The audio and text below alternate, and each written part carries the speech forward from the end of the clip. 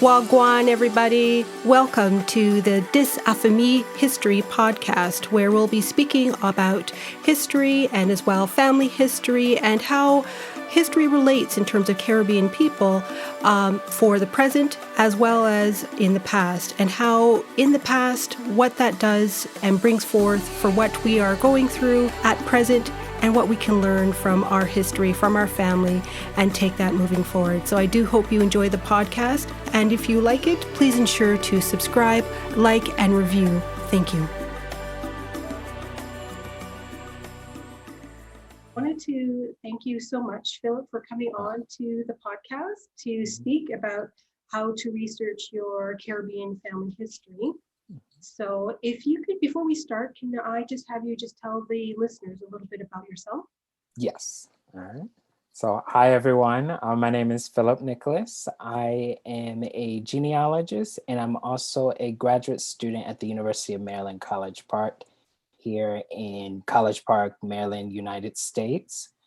And I come from Jamaican background. My mother was born in Jamaica. My dad was born in the UK, two Jamaican parents. So that's what got me really interested in particular Jamaican genealogy. But I also look at Barbados genealogy. And so that's where really my interest also stems from a history background. So I really have a love and passion for genealogy. Thank you so much for that. That's quite extensive to know that you have, family from Jamaica, the United Kingdom, still going back to Jamaica, but again, just the whole broad spectrum of the whole researching aspect. So Yes. we'll start. Great. So we'll start with the first question. As you know, with most Caribbean families, family history is mostly oral stories. And sometimes these stories can change from one generation to another. What would you say to someone starting out their family history? Yes. So I would say, first I would say oral histories are a crucial part of your genealogy research.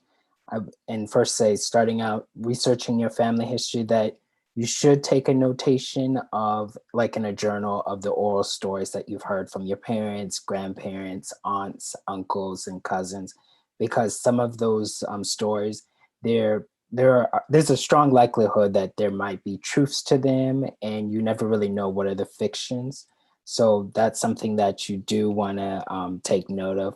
Like many, I myself, when starting my journey into family history, I did start listening to those oral stories that were getting passed down from generation to generation.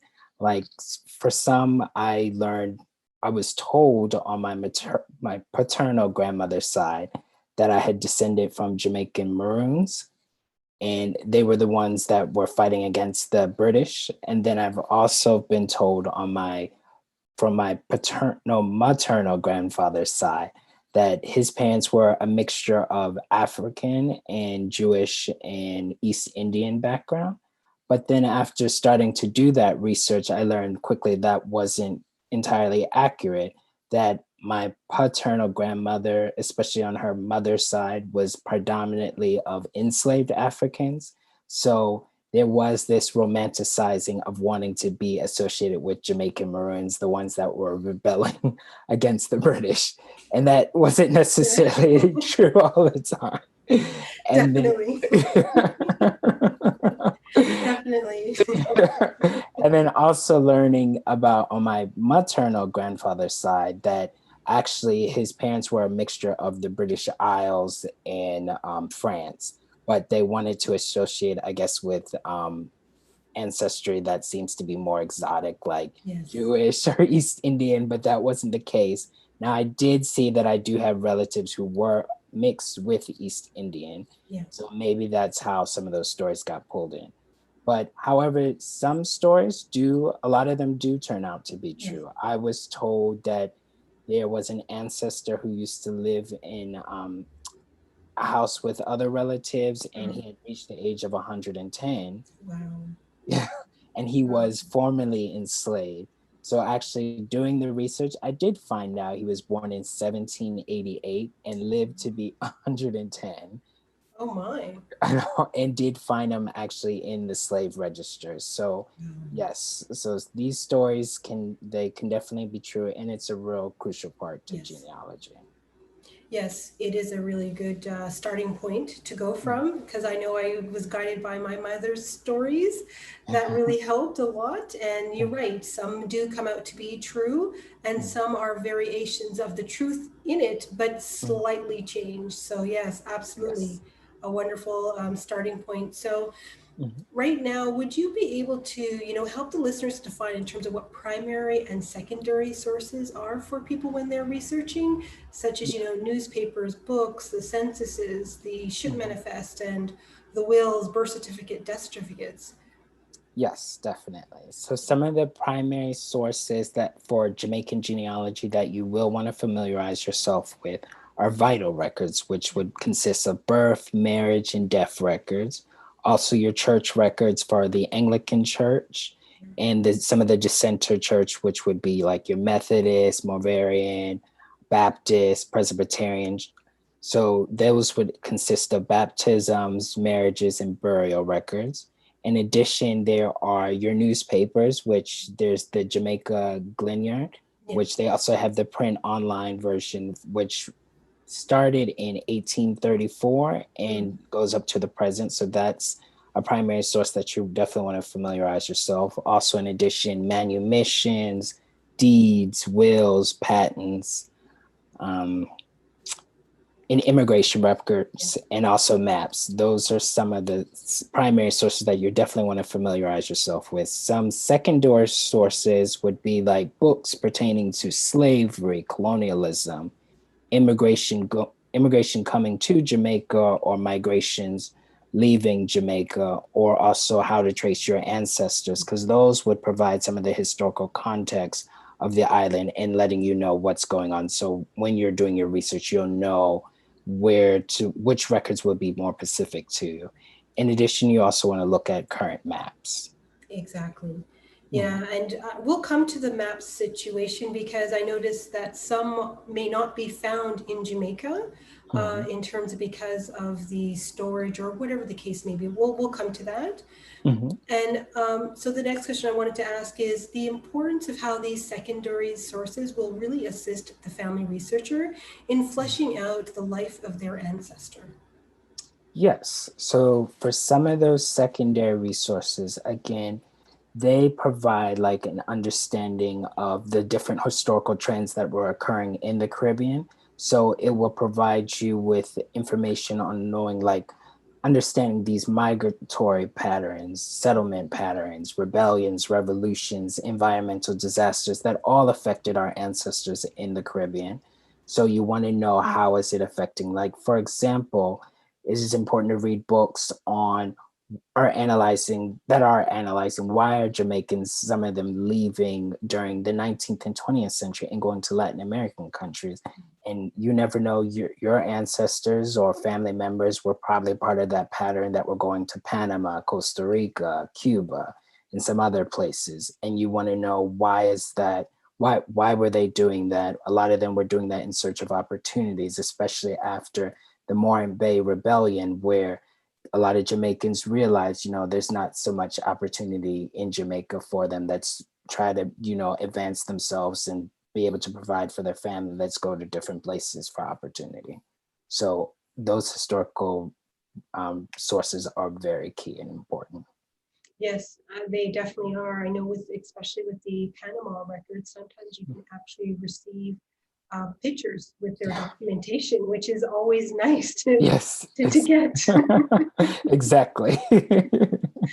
and and then when someone is first starting out with their research, how important would you say that is for them to ensure that the documentation that they receive, that they're actually citing the sources? Yes. So that is very critical, because you never know, as you were doing the research and you're finding these records, you might come across another record that conflicts with that information from the previous record. So it is always key to be able to refer back to where you found that record. So citing that is important, very important. Also, in addition, for future genealogists who want to they need some kind of roadmap back to your work, that will be key for, that you were able to cite these sources. So it will allow them to go back and look at what work you have done. In addition, if you want to be a certified genealogist, that is something that you will have to know, is to be able to cite your sources. So those are all, it's really important to make sure that you do document where you found your records. Exactly. Thank you. Mm-hmm. And again, for the budding, family history person, what would you say is a good website to start with? And because with the second part, with the COVID-19 restrictions, some of these family history centers are closed and not opened. And this is with the Mormon Church that are not open at the moment. Can you just let us know what websites would be a good one to start with? Yes. So I would stress, like, the most important website to really start with is FamilySearch.org, because on there you'll be able to get access to those digitized copies of the birth, marriage, and death records, especially if you are familiar exactly where in Jamaica that your ancestors live. That is something that you will want to start with. However, if you don't really know the place of origin, I would start with probably Ancestry.com, because they do have pretty good immigration records on there. And sometimes those immigration records can lead to where your ancestor was born in Jamaica, or even birth dates. And I think they also have, like, for the United States, they have the Social Security information for the deceased ancestors, and they provide a lot of content, like parents' names, birth dates. Those will be very key when referring back to Family Search. And then in regards to, like, the family history centers, when COVID starts, the COVID restrictions start to, they start to decrease, everybody's able to get out more. You want to go to those, you may want to go to those family history centers, because they do provide a lot of resources. Now, there are many throughout the world, and those in those family history centers are really affiliated with the main one that's in Salt Lake City, the library there, and it's associated with the Mormon Church. And for those who have never been there, you don't have to be an LDS member to attend those centers. You can easily just walk in and visit and do some research. So that will be key to know. Thank you. Yeah, because they have a lot of resources and a lot of different other sites that people can then access through their location for free as well. Exactly. Thank you. And the other thing that comes up in many families is sometimes that the name we'll take this as an example, John Smith, and they'll use that to say many people will be named John Smith, not necessarily John Smith Sr. or John Smith Jr. What advice would you provide to someone to try to keep track of these family members that are named the same? Yes. So for me, I would actually do that. I would add those suffixes to the names, like juniors and senior and junior, to kind of help you distinguish between family members who do have the same first and surnames.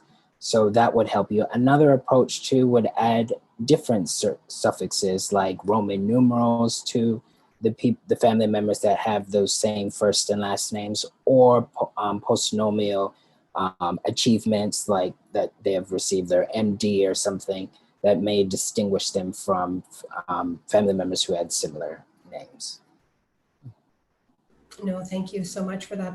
That's great, because that does come up because you have one person's name used, 10, 15 times in a family, and it can get kind of confusing. So I always have to say, which one are you talking about and who were they married to? Exactly. So I can keep it straight. So. Oh, yes. Yeah. So, and then when going back in the family history, in terms of, would you say that somebody should become familiar with, I guess, the language that was used at that time? Because some of the words that are used currently are not the same words that were used back in the 18 or 1700s or even the 1920s. And so for people to become familiar with the certain type of people, places, and things, especially in the Caribbean, chromanti and chambra, what those mean, and to become familiar with those terms when they see that coming up for their family history? Yes, I would stress that this is extremely important. This is actually where the secondary sources come into play. This is where you want to be able to learn and understand the different languages and customs of the time, because a lot of that is outdated, especially once the emancipation hit, like words like the Coromantee, the Chamba, the Igbo, a lot of those disappeared, or mulatto, musti, sambo. Like people might be like, okay, what does that mean? So this is, again, secondary sources will be critical and important to read and catch up on so you can understand the language and customs from 18th and 19th century and going even back further, 17th century. So yes, really critical. Yes, exactly. Thank you. And in regards to the world of the online records has a lot of information. However, the family historian may at some point require to go in person to the repositories or archives. What would you suggest that someone do to plan that visit, or pay someone to research for what they're looking for? Yes, so this is a really good question. I would suggest somebody who is doing their family history and does want to go to those, that does need to go to those repositories, first start out by doing research, because to go to Jamaica, you also have to think about travel expenses and just a place to stay, and then also a travel to the National Archives at Spanish Town, or the Registrars General's Department at Twickenham Park, which is close to Spanish Town. So you want to weigh those options. Also weigh it with finding a private researcher who does have readily access to those institutions to be able to do the research for you. And then also it's key to note that you can hire a researcher or get a researcher to do the family history for your genealogy at the Registrars General's Department. They do that using the vital records that they have and wills. There is a fee though to do that, and it does sometimes take longer, sadly. And actually currently right now with the COVID situation, the National Archives at Spanish Town, they are doing research for researchers. Oh, But there is a fee for copying. Now, I haven't encountered a fee for doing, for asking them for, because I think recently I actually reached out to them to look out for manumission records for me. And there was no fee to actually do the search. I just had to provide them the information that I did know, like the dates, the time periods that I believe the manumission might exist. yes. So they will go out and do the research for you. Okay, perfect. And then as well, with some of these repositories, they may need identification. So let's say if someone wanted to go to, let's say, Kew in England, in order to even access, you have to bring identification there. Yes. Is that correct? That is correct. So, and if you're not a citizen of the UK, make sure you have your passport with you, because you will have to bring some form of identification, and you will get a badge with the National Archives at Kew, and that will allow you into the repository. Perfect. And would you say that some of these archives have certain customs in the sense that you have to wear gloves while you're there? Or, what else, would you think that someone else might have to bring if they were to go to some of these archives? Yes. So it is important not to bring pens, anything ink. Definitely you want to bring your pencils, because yes, I think that custom is straight across the board with the different repositories that you will want to be familiar with. And definitely gloves for some of the more fragile records. Yes. And also be aware that there might be an index for that record, but the book might have been destroyed because, or it's not for the public can't view it because it's not in a good shape. So that might sometimes occur. So you want to make sure that you're aware of that. Perfect. Thank you.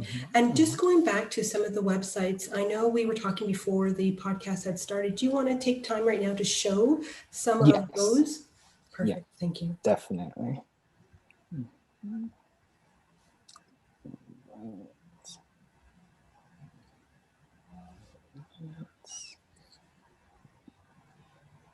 All right, so here is one website. This is the Legacies of British Slavery. Yes. And on this website it's a database where you're able to view some of the enslavers and the properties that they own within the West Indies, mostly associated with Britain, Yes. their colonies.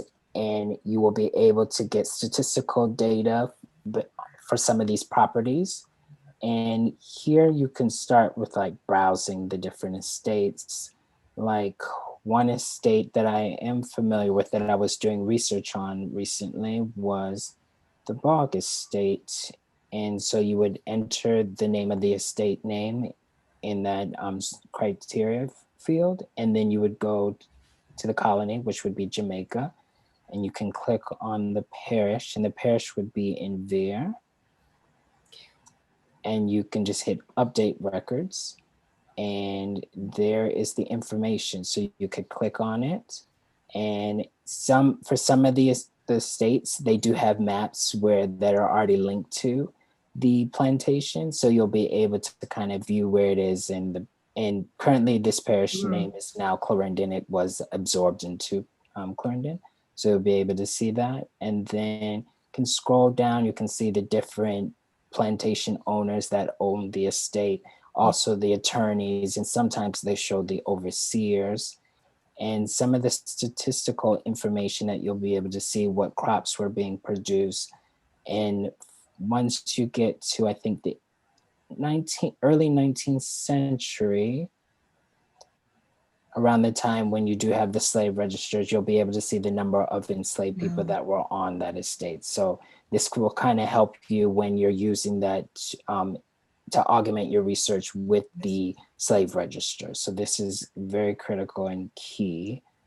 And then going back up at the top, they do also have little bios for some of these enslavers. So you'll be able to see a little bit of their history. Wow. Yeah, that really filled in everything. Yes. Yeah. Yes. Yeah. It says the livestock, it says, who it went down to, if there was a will. That's a lot of information. Oh, yes, exactly. And in addition to if they survived after when emancipation happened, Yes. they were most likely put in a claim for the slaves that they had. So the British government did fund all the enslavers for their colonies, and you can see how much they were awarded. So this is all that you can find on this website. And then going to another website. So I mentioned FamilySearch is very critical. So here on this website, you'll be able to do research to look at the vital records, sometimes wills, immigration records. For this though, there is no fee to use this website. All you have to do though is subscribe just by getting your username and a password. So hold on, let me try to log in.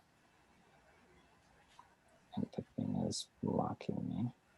Just gonna quickly sign in. All right, so actually, let me go to the very first page because that might be confusing for others. So this is actually the home page. Okay.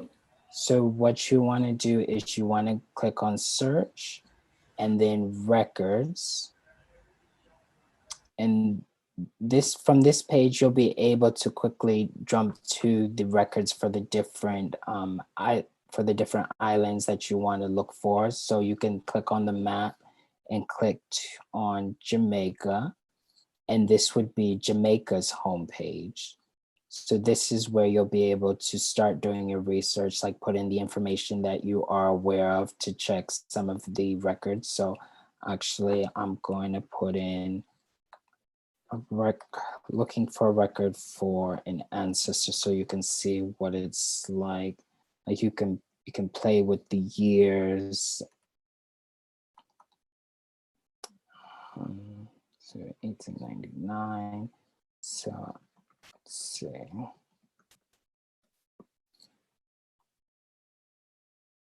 All right, and then it pulls up information for the births of the children that James Nicholas had, who James Nicholas was one of my ancestors. So then on the side, you'll be able to click on the camera, which you'll be able to view the image. And this will give you access to the images that are available. So you'll see that digitized information. Another thing you can do that I'm not sure if everybody's aware of. So you can scroll down and see the different records that are associated with doing Jamaican genealogy. Oh, wow. Yeah, that's down below. Yeah, that's a lot. Yes, it is a lot. And one thing that I use a lot is I go for the church records. I go to the Church of England parish records.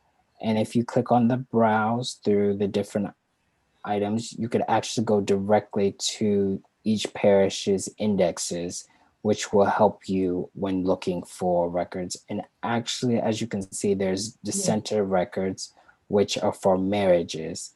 So this is where you'll be able to see some of the dissenter records. I'll just click on this one so you can see what it kind of looks like. So this is like what the index looks for all the surnames that start with A. And as you scroll over, it continues to go alphabetically. So say you wanted to look for the marriage record for Edward Burke and Patricia Smith, you would see it's on folio 1, which would be page 1. So you can kind of play with the numbers until you get to page 1. Oh, yes. Yep. And so as you can see, this is page 4. So we want to scroll back over page 3, page 2, page 1. So here's folio 1. So on this page, there should be an entry for the marriage for Edward Burke. So we just keep scrolling down until we come across Edward Burke. There we go. So we have Edward Burke and his wife, Patricia Smith, and it lists all their information. Now, the rest of the information for this record would actually be on the next page. It's still part of folio 1, but it will be right up at the top. So there it goes. It shows Edward Burke, and this would be, so his mark, so it wasn't actually his signature. Probably he couldn't write, so maybe that's why it was his mark, and also same for his wife. And it'll show who was also present at the marriage. Okay. So FamilySearch, there's so much you can do with FamilySearch. And then another one is Ancestry.com. Here is the former British colonial dependency slave registers for 1813 to 1835. You can find this under the census voter list. So actually, let me start off with that. So you can go to search. I already have it in my recently viewed collections because it's something that I regularly use. But you could click on census and voter lists. And then you can view in all card catalogs. And I think you can type it out. So British, or probably just type up slave registers. Let's see, and there you go. There you go, yeah. That will come up, and then you could do a quick search. So I think you could do like Jamaica. I'll actually do for one ancestor that I knew. Let's see, John. So you at the bottom you would put in the slave owner's name, the year, and the surname. You could also put in the first name. So here I knew that I descended from the Thomas Edward Nango, the one that I actually mentioned earlier, who was born in 1788. So here is an entry for him. And actually the records for the parish of Vere have not actually been fixed to the actual page that you Okay. want to first click on. So what you'll have to do is kind of scroll over till you get there, and oops, and you just scroll over, and there it is. So it says Thomas Edward Nangle is formerly known as Tommy, and it'll list like their color, age, whether if they're were born in Africa or born in Jamaica, which would be Creole. And then under remarks, usually that's where they place where the mother's name would be. So he was the son of Phyllis, who was later known as Eliza Bryant, and there's her information. So this is what you could use Ancestry for. I would say it's very critical And to use like this. Oh, go ahead. No, but back to what you said before in terms of the language, because just in that record, it had either Negro or mulatto. So just knowing what those mean. So exactly. Yep. Because for some people, they might be confused. Like, okay, well, what does mulatto mean? We might know. Will know what Negro means, but been like, okay, well, what was the difference? So mulatto would be a person who was mixed race, who there was a white father and a black mother. So that's why that was listed. Okay. Yep. Perfect. Yeah. And then another website that you would also want to use is Jamaican Family Search Genealogy Research Library. And here they have more vital extractions from vital records and church records. They also have almanacs. They have some newspapers. They have some immigration records, directories. So this would be, I would also suggest this website for anybody doing Jamaican genealogy. And you could just search just on the search bar. So let's see, if you want to look for all people with the name, let's come up with a name like McIntosh. All right, and it will pull up all the pages where the surname is located on. So you could just click on the first thing, and there's a James McIntosh, and it will show you. You just scroll down, and you'll locate where all the surnames appear. So again, this is definitely another source that you can use. And then lastly, I want to quickly jump to the Endangered Archives program, which is associated with the British Library, excuse me. And it has manumission records of slaves from 1747 to 1838. Now, not all of the manumission records have been digitized and are available on here. For the early 19th century, you would have to go to the Jamaican, the National Archives at Spanish Town. And you can click on here to view what manumission records they have available, starting with, as you can see, it starts with volume 5 because their previous volumes have been either destroyed and they didn't have time to digitize them. So that is why it's done. And here you can click on this again to view the images, and it will pull up the digitized versions that they have. And it usually starts off with the indexes. You can see like this document is very fragile. Very fragile. Yeah. So so you can also zoom in to see what they have. Usually on the left-hand side, they'll start off with the enslaver, or the person that was manumitting the enslaved. And then on the right-hand side, they'll have the names of the enslaved who was being manumitted.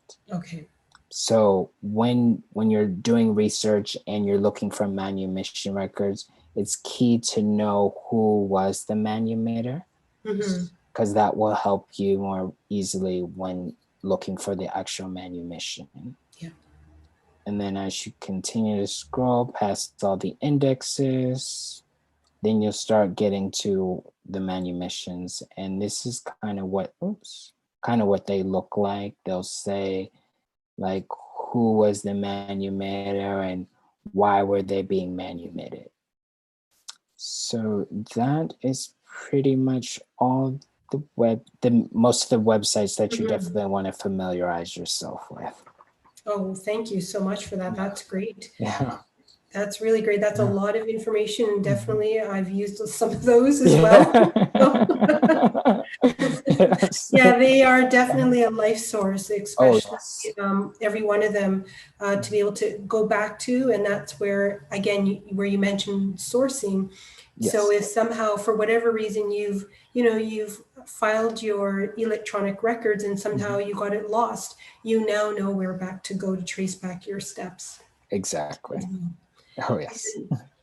So, and the next question I have here is just, in Jamaica, their records are, going back to 1800 for most births, during which, I think you've mentioned this as well previously, is yes, most were with the Church of England, Mhm. use that template, and would list the name of the child, the parents, and the location, the occupation of the father. However, especially after emancipation, people didn't really record. And I think this is where a lot of blanks or walls would come up for some people.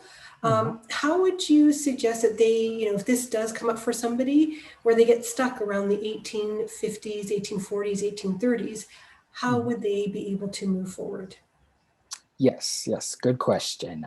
So actually, I want to say so civil registration for Jamaica began in 1878 Yeah. and to the present. And for those records, there's a good chance that you will find the birth records because most of them have been registered.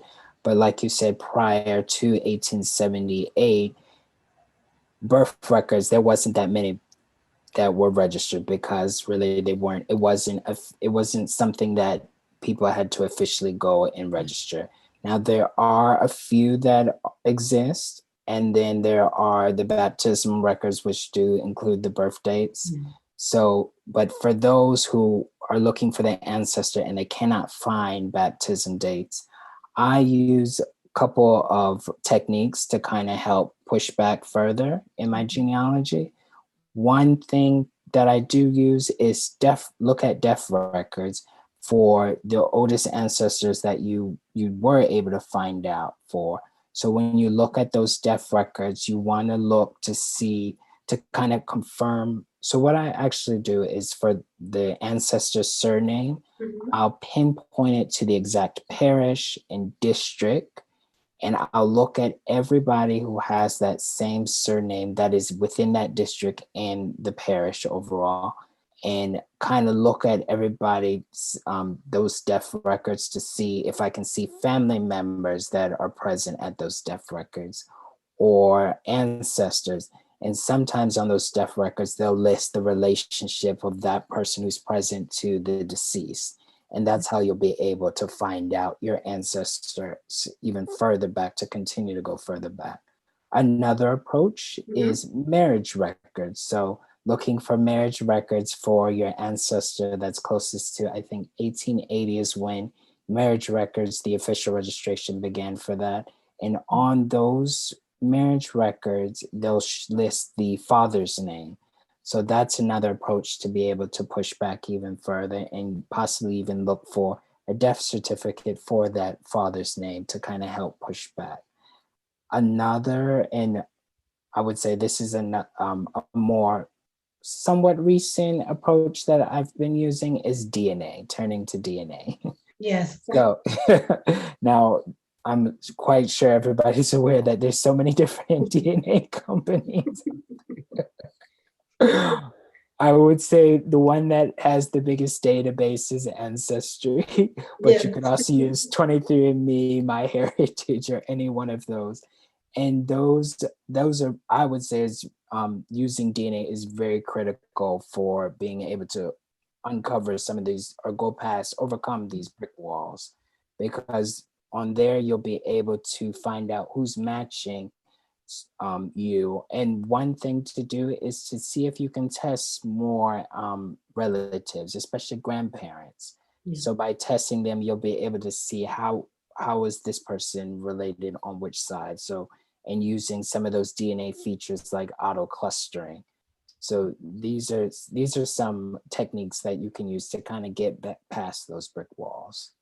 Yes, thank you. Those are really great techniques, actually. So, and you know, as we wrap up, what would you say as some final thoughts, if you could provide some final thoughts for some of the family researchers out there that are listening, to keep, you know, to keep them motivating with their research? Yes. I would say the most important thing is you're going to have to be patient with this process. It does, because I recall sometimes being so stressed out, like, there's this brick wall I definitely want to get past. But being patient is helpful, because if you are testing with DNA, you wait later to matches come up, and that helps. Also, you may come across somebody who's doing the same research for a line that you're researching, and when this person eventually, you find this person, you're able to collaborate with them and be able to push back even further. Another thing I would let people know is to make sure you get involved in like genealogy discussion boards that are on Facebook or the different social medias, because there's a lot of people on there doing the same thing and are interested in the same thing that you are, and looking for their family history. And you might come across a relative on there that's doing the same thing. So definitely being patient, make sure you're out there networking on the different genealogy boards, and also remember to take breaks. This is a very addicting thing. So make sure to take breaks. Definitely. It's definitely something that definitely captivates you. And it's like a murder mystery. You need to find out. Oh, yes. So, but no, thank you so much for taking the time, Phillip, and coming on to the podcast and to be able to give us. So maybe next time you can come back on in the future, and we might just do a part 2 as to some other further details when more specific questions on the research. Thank you so much, Wendy, and thank for giving me this opportunity to share the different techniques and stories for people so they can get interested in doing their Jamaican genealogy. Thank you so much. Yes. Hoped you enjoyed this episode, and if you did, please make sure to like, follow, subscribe, and write a review for the episode wherever you listen to your podcast. Thank you.